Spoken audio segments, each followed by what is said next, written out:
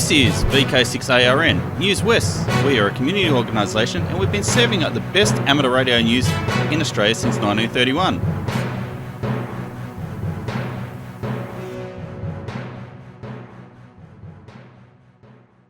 Hi there, this is Clinton VK6FCRC and welcome to Newswest for the 20th of October 2024. Now on with the show.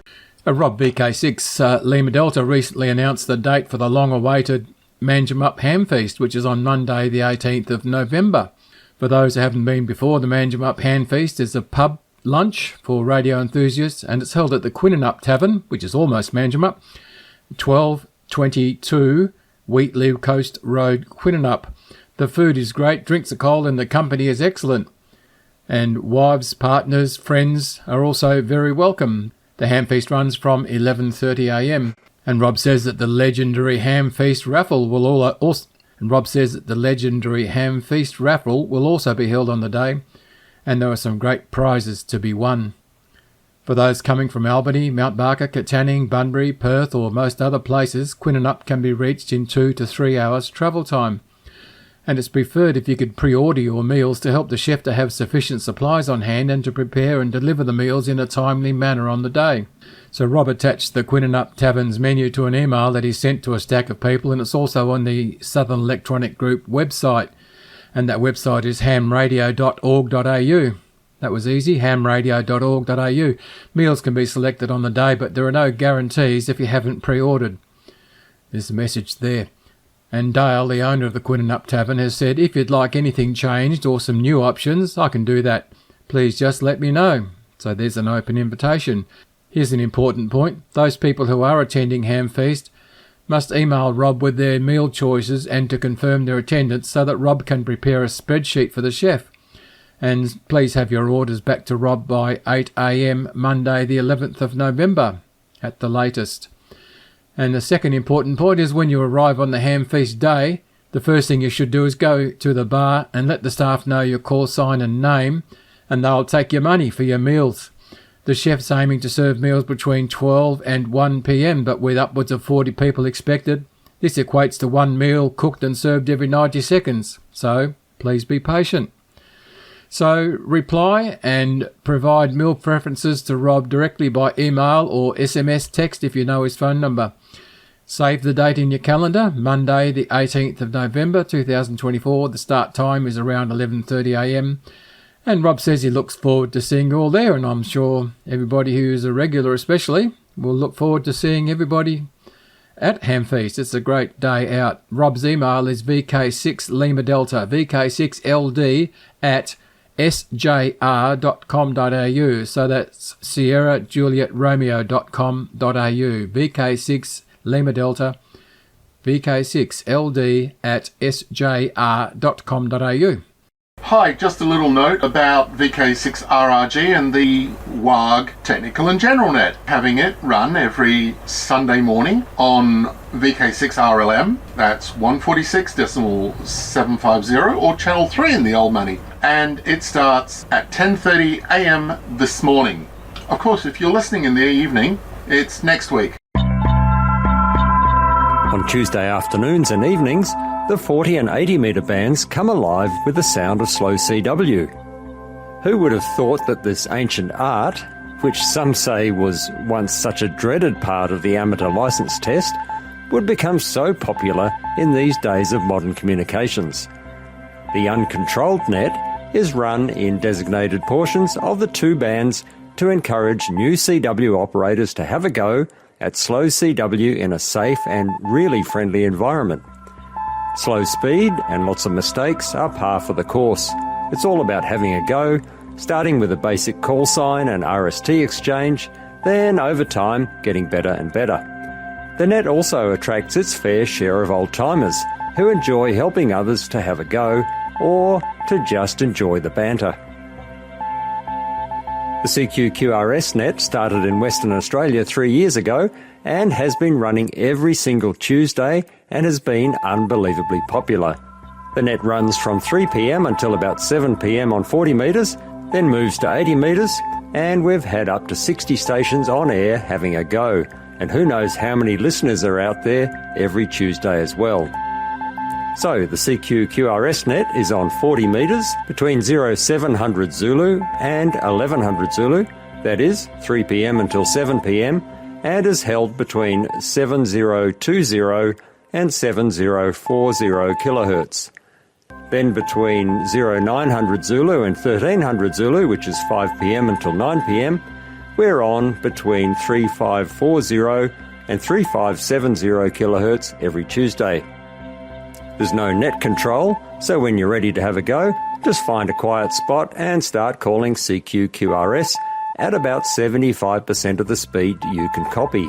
Most stations will match your speed, so go slow until you're really comfortable with CW.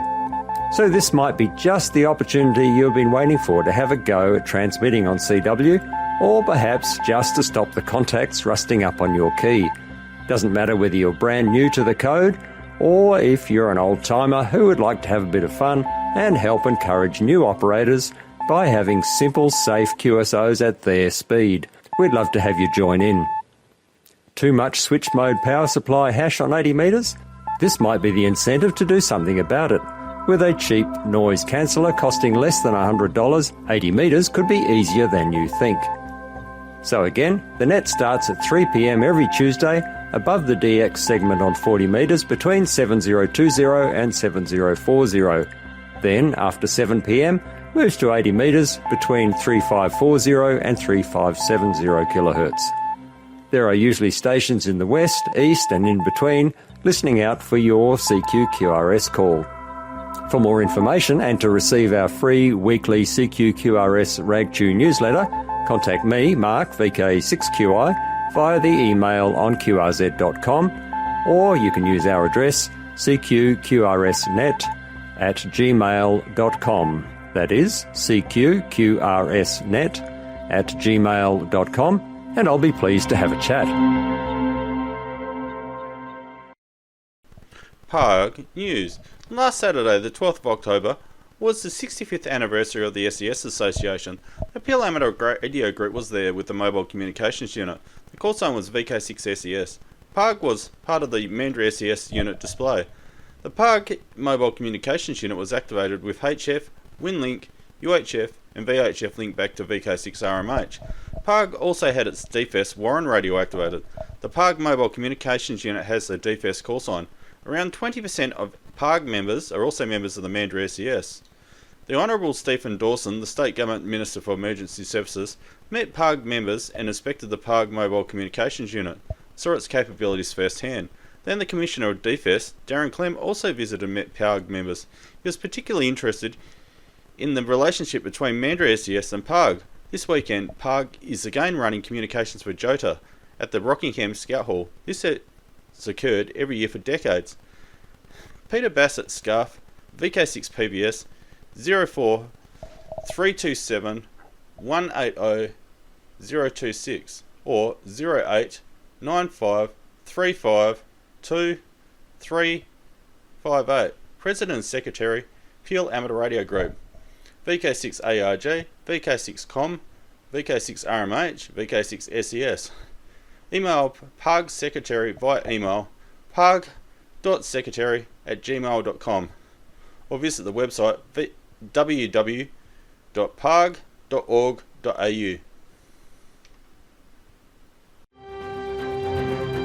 This is Newswest, your amateur radio news on VK6ARN, originating on the Newswest linked repeater network and HF relays. Foundations of Amateur Radio. Every now and then you come across an idea that throws you for a loop. It comes seemingly out of nowhere, and once you've seen it, you cannot unsee it. It's a lot like a 1929 painting I like, called The Treachery of Images, also known as Ceci n'est pas une pipe, or in English, This is Not a Pipe, by Belgian surrealist painter René Magritte. If you're not familiar with it, it's a painting of a pipe. And by being a painting, it's not a pipe. Obviously. Before I go into the idea that rocked my world, I need to set the stage a little. There are several modes I've discussed before: Whisper or Weak Signal Propagation Reporter, FT8 or Frankie Taylor Design 8 FSK modulation, and plenty others. Each of these modes has one thing in common. They require that all participants are using the same time. That is, both sender and receiver need to agree on when now is for this to work. A whisper signal takes 110.6 seconds every 120 seconds, starting on the even minute. It requires that the transmitter and receiver agree on the time within about 2 seconds. An FT8 signal takes 12.6 seconds within a 15-second window. It requires an accuracy of about 20 milliseconds. These timekeeping requirements are pretty easy to achieve in a modern network-connected computer.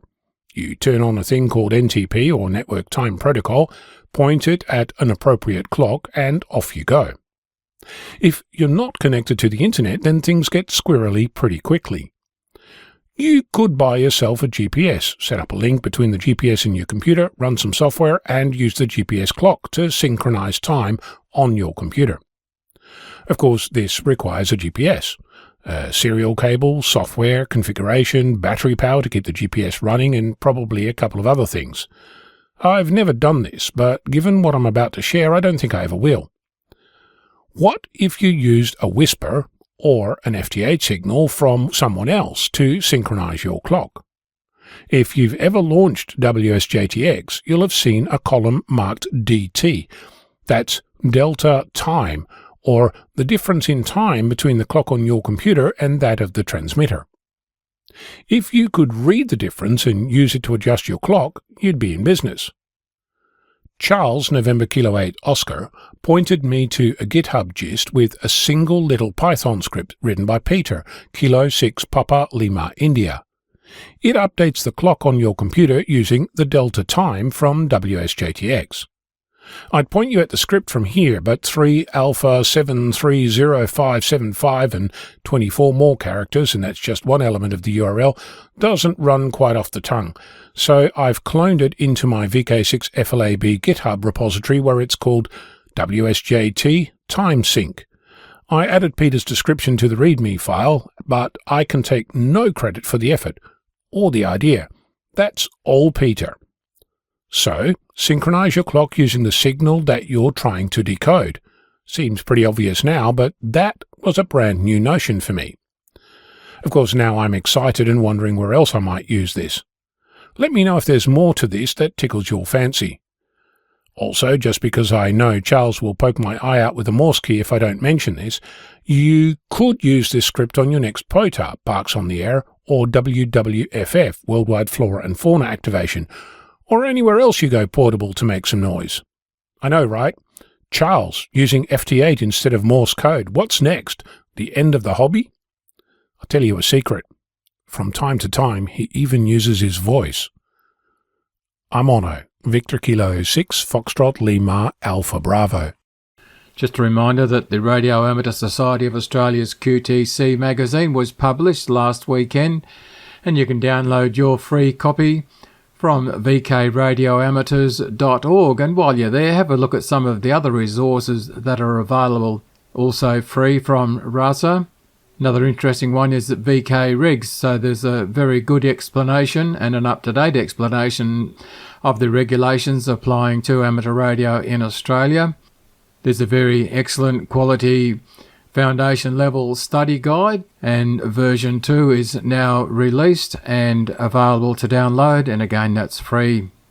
I keep saying it's free, probably because that's such a good idea. There's lots to see and lots to learn from and lots to find out about at the vkradioamateurs.org website, which is the website of the Radio Amateur Society of Australia, affectionately known as RASA. Have a look. Hi there, it's Clinton, VK6FCRC, back with you. And did you know that Newswest is now on YouTube? Type in youtube.com/@Newswest weekly podcast -Kilo Zulu 7 Yankee Charlie. Oh, and before I go, I'd like to thank those watching on YouTube or ATV, the readers, and you for listening. I'd also like to thank our team, the broadcasters, and those submitting content each week. Please stand by now for callbacks after the broadcast. Or head over to the vk6.net website and fill out the forms so we know how many people are listening each week.